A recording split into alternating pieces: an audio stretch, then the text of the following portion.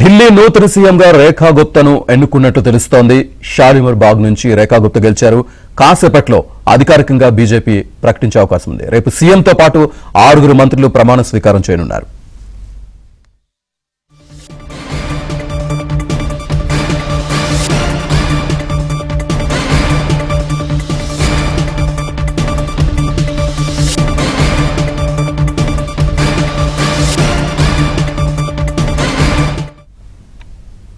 ఢిల్లీ నూతన సీఎంగా రేఖా గుప్తాను ఎన్నుకున్నట్లుగా తెలుస్తోంది.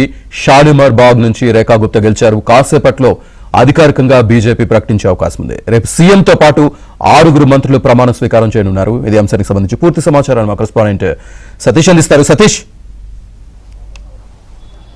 ఎస్ శ్రీనివాస్, ఢిల్లీ సీఎం అభ్యర్థిపై స్పష్టత వీడినట్టు తెలుస్తుంది. మనకు అందుతున్న సమాచారం ప్రకారం ఢిల్లీ సీఎం అభ్యర్థిగా మహిళకు ఈసారి బీజేపీ అధిష్టానం అవకాశం కల్పించింది. షాలిమార్ బాగ్ నుంచి అభ్యర్థి బీజేపీ తరఫున గెలిచిన రేఖా గుప్తాకే ఎట్టకేలకు ఆమెకు గుప్తా సామాజిక వర్గానికి చెందిన రేఖా గుప్తాకే ఖచ్చితంగా కూడా సీఎం పదవి ఇస్తారనేది కూడా స్పష్టం తెలిసింది. జాతీయ మీడియా కథనాల ప్రకారం కూడా ఆమెకి అవకాశం ఉందంటూ కూడా తెలుస్తుంది. మరోవైపు పరిశీలకులు కూడా విడివిడిగా కూడా మొదట 3 ఎమ్మెల్యేలతో సమావేశం నిర్వహించారు. అందులో విజేంద్ర గుప్తా కావచ్చు, అదేవిధంగా పర్వేష్ కుమార్ కావచ్చు, రేఖా గుప్తా కావచ్చు, వీరు ముగ్గురితో కూడా కొంత సమావేశం ఏర్పాటు చేశారు. ఆ సమావేశాల సందర్భంగా కూడా ఇదే అంశాన్ని స్పష్టం చెప్పినట్టు కూడా తెలుస్తుంది. అయితే ప్రధానంగా ఇప్పుడు మొత్తం 48 మంది ఎమ్మెల్యేలతో కూడా జాయింట్గా ఒక సమావేశం జరుగుతుంది. ఆ సమావేశంలో ఎమ్మెల్యేల నుంచి ఆమె అభ్యర్థితో ఏకగ్రీవం చేసిన అనంతరం కూడా వారి నుంచి సంతకాల సేకరణ ఉంటుంది. అనంతరం 48 మంది ఎమ్మెల్యేలు సంతకాలు పెట్టిన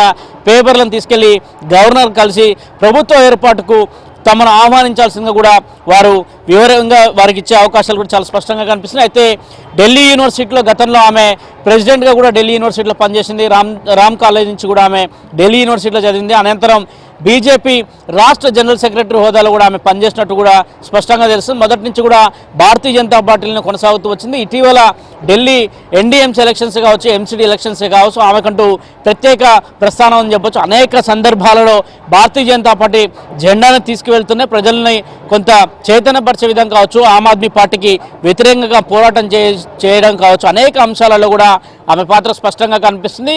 బీజేపీ అధిష్టానం కూడా గెలిచిన అన్ని రాష్ట్రాల కంటే కూడా మొదటిసారిగా ఒక మహిళకు ఢిల్లీ ఎన్నికల్ని, ఢిల్లీ పీఠాన్ని కైవసం చేస్తే బాగుంటుంది, ఢిల్లీ సీఎం పీఠం పైన ఒక మహిళను కూర్చోబెడితే బాగుంటుంది అనేది కూడా బీజేపీ అధిష్టానం మొదటి నుంచి కూడా యోచించినట్టు తెలుస్తుంది. అందులో భాగంగానే మొదటిసారిగా సుష్మా స్వరాజ్ గతంలో ఢిల్లీ ముఖ్యమంత్రిగా పనిచేశారు. అనంతరం దాదాపు 27 ఏళ్ల తర్వాతకి ఢిల్లీలో ఎక్కడ కూడా బీజేపీకి అవకాశం రాలేదు. 27 ఏళ్ల తర్వాతకి ఢిల్లీలో కాషాయం జెండా ఎగిరింది. అనంతరం ఎన్నికల్లో మెజారిటీ స్థానాలను సాధించారు. మొత్తం 70 స్థానాల్లో 48 స్థానాలు సాధించడంతోనే పూర్తిగా కూడా ఏకగ్రీవం అయిపోయినట్టు కూడా స్పష్టంగా తెలుస్తుంది. మరి కాసేపట్లో అధికారికంగా రేఖా గుప్తాకు సంబంధించిన ప్రకటన కూడా విడుదల చేసే అవకాశం చాలా స్పష్టంగా కనిపిస్తుంది. అయితే పర్వేష్ కుమార్కి ఏమి ఇస్తారు, అదేవిధంగా మరో విజేంద్ర గుప్తా ఉన్నారు. విజేంద్ర గుప్తా ఇప్పటికే పార్టీలో 3 సార్లు గెలుస్తూ వచ్చారు. ఆయనకు స్పీకర్ ఇస్తారనే కొంత సమాచారం అందుతుంది. ఒకవేళ విజేంద్ర గుప్తా కాక స్పీకర్ చేస్తే సీనియారిటీ ఉన్న సభ్యుడు, దాదాపు 3 సార్ల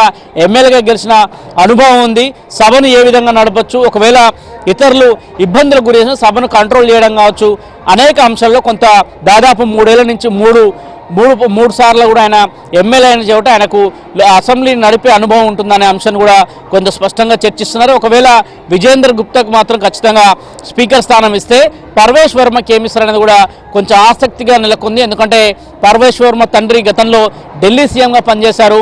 అనంతరం ఆయన 2014 నుంచి 2019 వరకు లోక్సభలో పోటీ చేశారు. ఢిల్లీలో లోక్సభకు నాయకత్వం వహించారు. అనంతరం 2019 లోక్సభలో ఆయనకు సీటు దక్కలేదు.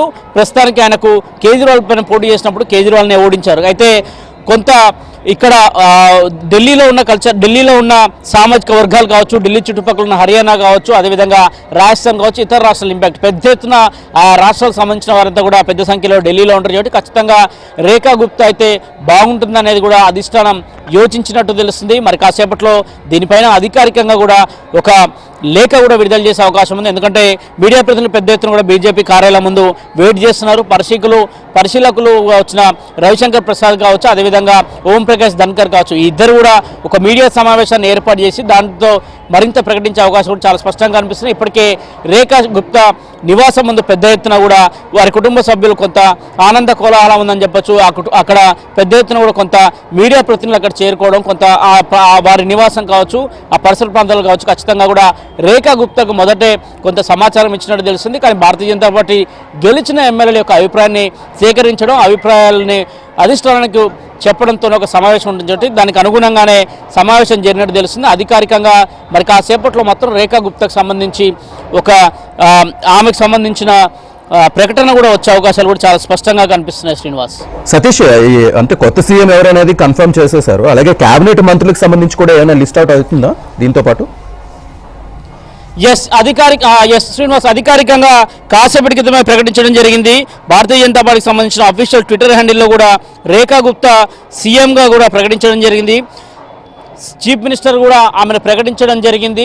సుష్మా స్వరాజ్ తర్వాతకి మహిళా స్థానంలో ఢిల్లీకి భారతీయ జనతా పార్టీ తరఫున ఆమె సీఎం అభ్యర్థిగా ఉండబోతున్నారు. రేపు మధ్యాహ్నం 12:35 ఢిల్లీ సీఎంగా ఆమె ప్రమాణ స్వీకారం చేయబోతున్నారు. సుష్మా స్వరాజ్ తర్వాతకి మరో మహిళకు ఢిల్లీ బీజేపీ సీటు దక్కిందని చెప్పాల్సి ఉంటుంది. ఖచ్చితంగా అధిష్టానం ఆ వైపు మొగ్గు చూపిందనేది కూడా చాలా స్పష్టంగా తెలుస్తుంది. అయితే ప్రధానంగా సీఎంతో పాటు మరో 6గురికి మంత్రి పదవులు ఇవ్వాల్సి ఉంటుంది. అయితే ఇందులో 6గురు రేపే ప్రమాణ స్వీకారం చేస్తారా ఏంటనేది కూడా చూడాల్సి ఉంటుంది. ఎందుకంటే సీనియారిటీ భాగం చూసుకుంటే మాత్రం సతీష్ ఉపాధ్యాయ కూడా ఉన్నాడు. గతంలో మాల్వీనగర్ నుంచి సతీష్ ఉపాధ్యాయ గెలిచాడు. ఆయన గతంలో భారతీయ జనతా పార్టీ ఢిల్లీ అధ్యక్షుడిగా కూడా పనిచేశారు.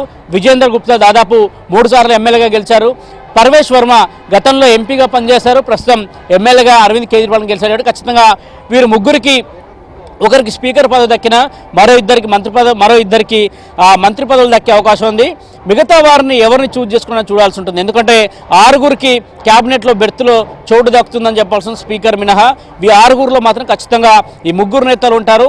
మరోవైపు ఇటీవల ఆమ్ ఆద్మీ పార్టీ నుంచి గెలిచి వచ్చిన కైలాష్ గెహ్లోట్ సైతం కూడా ఇటీవల ఎన్నికల్లో ఆయన విజయం సాధించారు. ఆయనకు కూడా ఒకవేళ మంత్రి పదవి ఇచ్చే అవకాశాలు కూడా చాలా స్పష్టంగా కనిపిస్తున్నాయి. దాదాపు 7గురికి సంబంధించి మొత్తం ఢిల్లీకి సంబంధించిన 70 అసెంబ్లీ స్థానాల్లో 7గురికి చోటు దక్కే అవకాశాలు. 7గురిలో పర్వేష్ వర్మకు డిప్యూటీ సీఎం పోస్ట్ ఇస్తారా, లేదంటే ఆయన మంత్రిగా కొనసాగిస్తారా? మరోవైపు ఇందులోనే విజేందర్ గుప్తాకు స్పీకర్ ఇస్తారా, ఆయనను మంత్రిగా కొనసాగిస్తారా? అదేవిధంగా మరికొంతమంది ఎమ్మెల్యేలు గెలిచారు. సతీష్ ఉపాధ్యాయ కావచ్చు, మాల్వీర్ నగర్ నుంచి ఆయన గెలిచారు. సౌరవ్ భరద్వాజ్ మీద కూడా ఇటీవల ఒక మహిళ గెలిచింది. వారికి ఇస్తారా అనేది కూడా కొంత ఆసక్తికరమైన పరిణామాలు అయితే చోటు చేసుకుంటున్నాయి. కానీ రేపు కేవలం సీఎం యొక్క ప్రమాణ స్వీకారం ఉంది. రేపు మధ్యాహ్నం 12:35 రామ్లీలా మైదానం వేదికగా కూడా రేఖా గుప్తా ఢిల్లీ 9వ ముఖ్యమంత్రిగా ప్రమాణ స్వీకారం చేయబోతున్నారు. Srinivas, right Satish, thank you.